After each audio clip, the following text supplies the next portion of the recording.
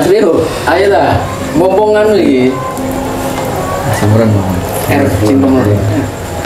Itu aku sembarang mesti dijawab. Perpustakaan berjalan lagi. Pak Diri itu, wes, matur nuwun Pak.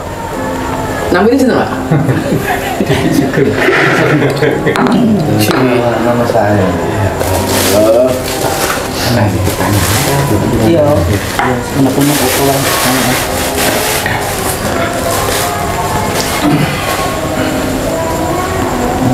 moga Pak Rio.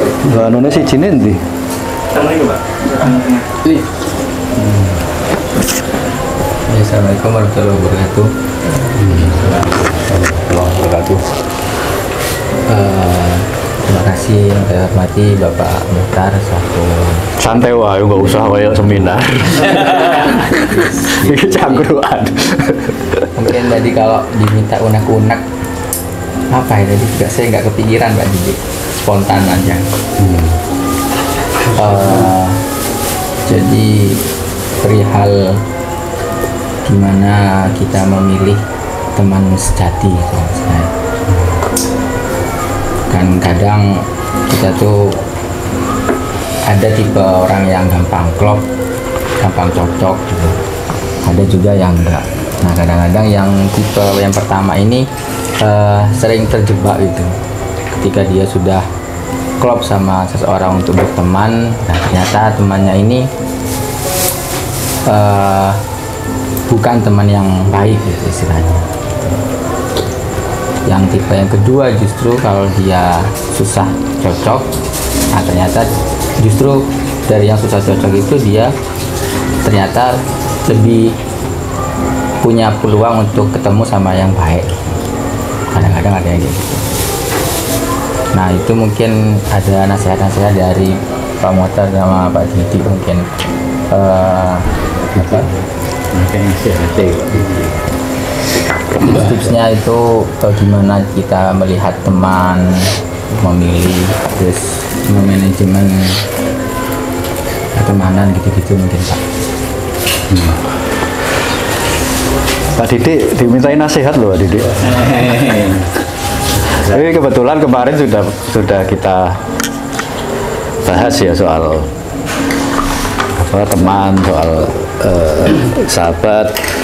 Kegundah gulanan Mas Rio itu sama dengan kegundahan Mas Wildan ya, ketika itu.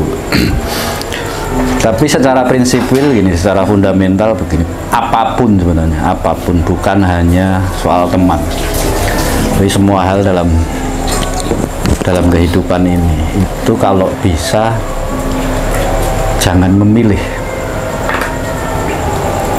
tapi bagaimana bisa dipilihkan. Jadi karena apa? Karena begitu kata memilih itu kan kata aktif ya, kata aktif yang bersifat subjektif. Jadi ketika kita memilih, di situ pasti ada subjektivitas. Kriteria. Di situ pasti ada ego. Ya.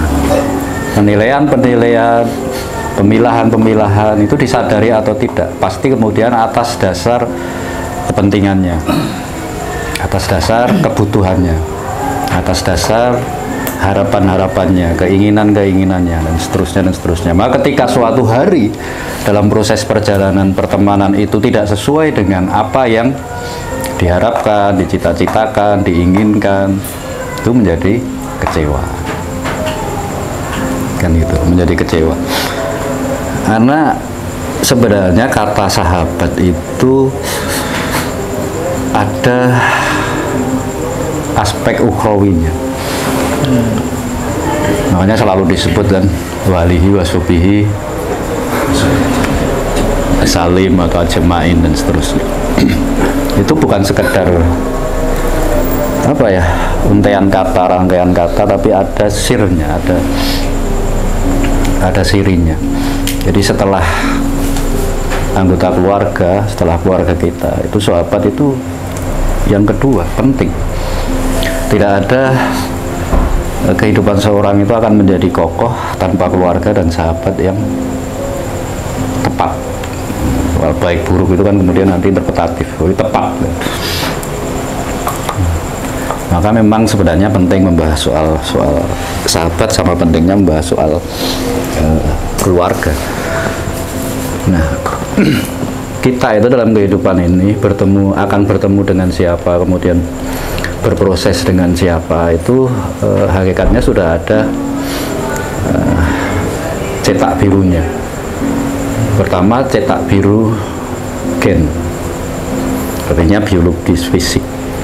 Orang yang berasal dari gen yang sama itu memiliki kecenderungan untuk tadi klop, untuk gampang nyambung, gampang ketemu, dan seterusnya. Kemudian dipertemukan, berproses bersama karena sebuah energi. Karena dalam fisika energi itu kan tidak pernah punah. Energi itu kan tidak, bahasa fisikanya biasa ngerti fisika sopo iki? Mas Fauzan. Transformasi, Pak. Energi itu tidak akan punah, dia hanya bisa berubah bentuk atau bertransformasi gitu. Jadi tidak punah. Nah, perbuatan, cara berpikir kita, cara merasa kita, perbuatan kita, orang tua kita, kakek-kakek kita, nenek moyang kita, itu menjadi energi kan? Itu menjadi energi.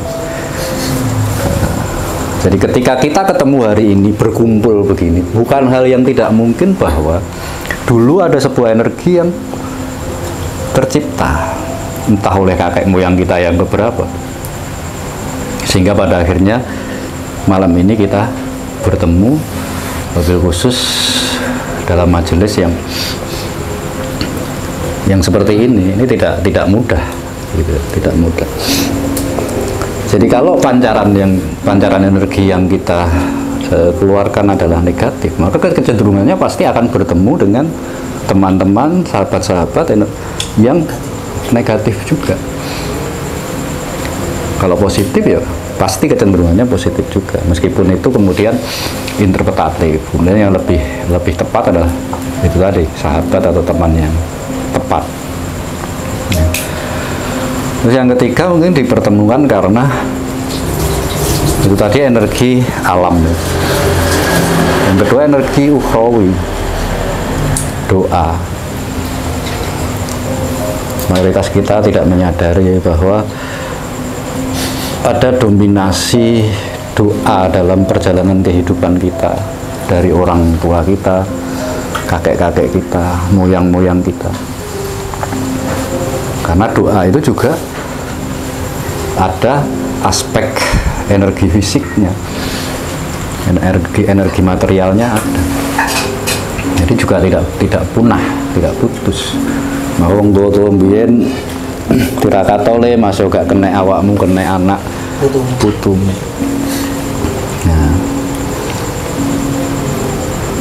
Nah, sebaik-baik persahabatan adalah yang dipertemukan oleh energi ukhrawi ini. Jadi mungkin karena doa nenek moyang kita, mungkin karena catatan langit, ya ada sebuah tugas, ada sebuah visi yang diemban oleh dari masing-masing kita sebagai sahabat, kemudian dipertemukan untuk mengemban tugas itu secara bersama-sama. Nek wis ngono kuwi wis dipilih, nek wis gak milih. Ya, wis gak milih. Bahkan Rasulullah hanya memilih satu, Umar, ya kan? Yang itu pun untuk melengkapi sebuah skenario. Nah, yang lain ya dipilihkan langsung oleh Allah. Nah, pertanyaannya adalah bagaimana agar kita dipilihkan sahabat-sahabat, teman, keluarga yang tepat. Kan pertanyaannya begitu.